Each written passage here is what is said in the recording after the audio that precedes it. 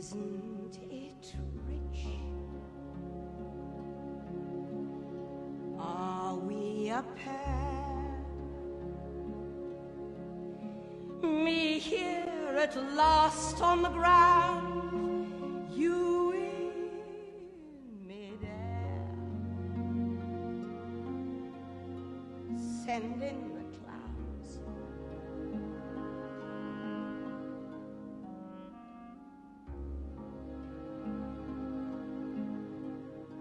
Isn't it bliss? Don't you approve? One who keeps tearing around, one who can't move. Where are the clouds? Send in the clouds. Just when I'd stopped opening doors, finally knowing the one that I wanted was yours, making my entrance again with my usual flair, sure of my lines. No one is there.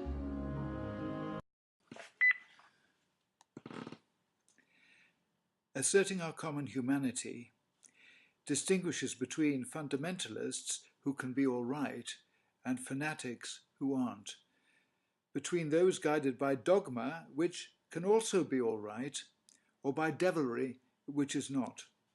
It distinguishes between those who care about future generations on this planet and those who do not, and are motivated simply by avarice for money or for power or both. Very simply, it divides between people who are basically humane and those who are basically inhumane. It's as simple as that. Sadly, not everyone that is human is humane. There's not much further to go now as I share my thoughts with you.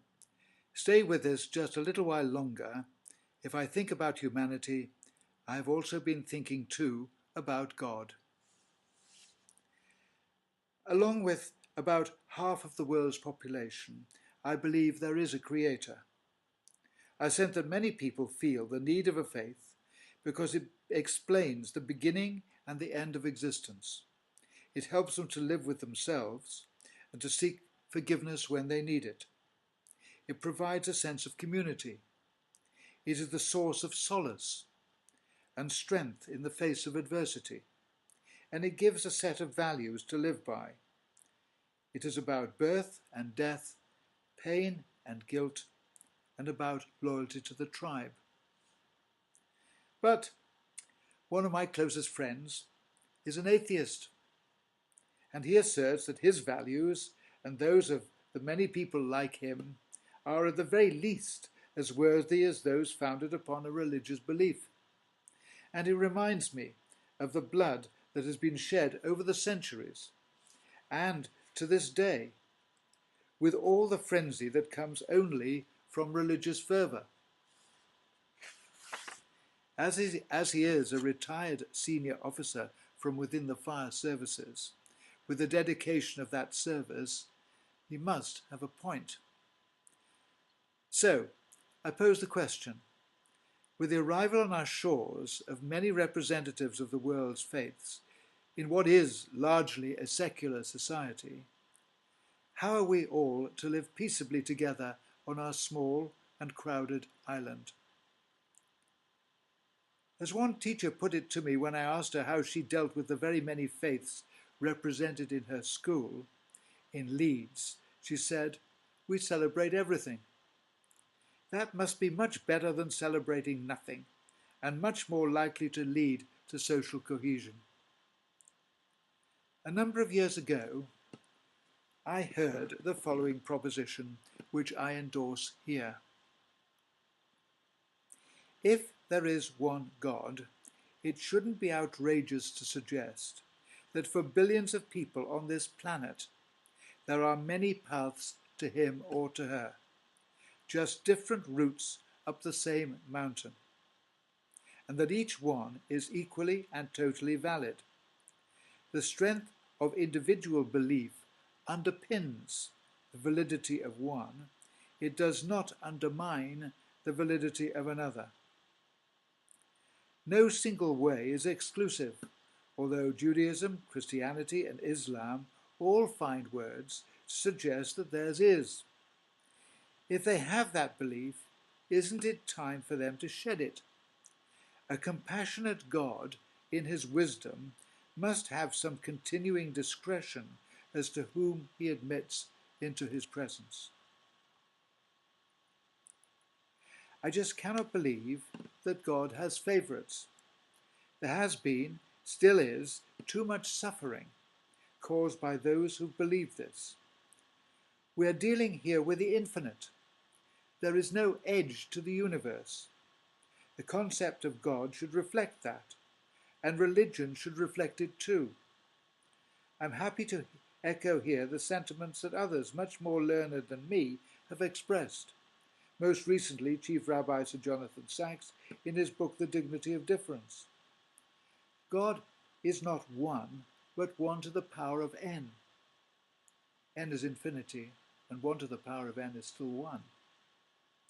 That is the simple logo for the badges and t-shirts uniting all those who believe in a supreme deity. In the name of humanity, they should sport it. Monotheism stems from tribes in the desert that couldn't live in harmony then, any more than they would appear to be able to do so today. The Holy Land is an unholy mess. Jerusalem is not a city of peace. But those tribes produced holy texts, the Torah, the Bible, and the Quran. Beautiful documents. There is an exhibition of them in the British Library as I write. Incredible wisdom in their day.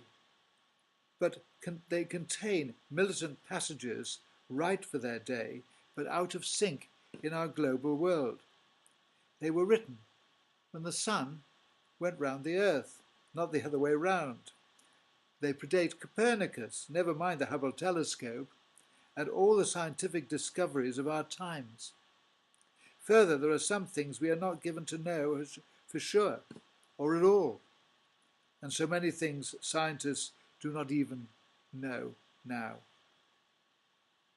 So, give holy texts the respect they deserve, but not now an unquestioning literal obedience if that denies to God's presence compassion, and the people of other faiths or no faith their common humanity. We will need all the help holy texts can give us if we are to contain HIV/AIDS and confront the effects of climate change on our psyche, never mind on our landscape and on our financial resources. So, I say where I stand. We should see ourselves as partners on planet Earth, not rivals, as bringing forth the blessings of tranquility, not the curse of violence, the gift of sacred beauty, not the ugly face of conflict. How can you educate a multi-ethnic society in any other way? People should not just come together in prayer only when they mourn their dead in war.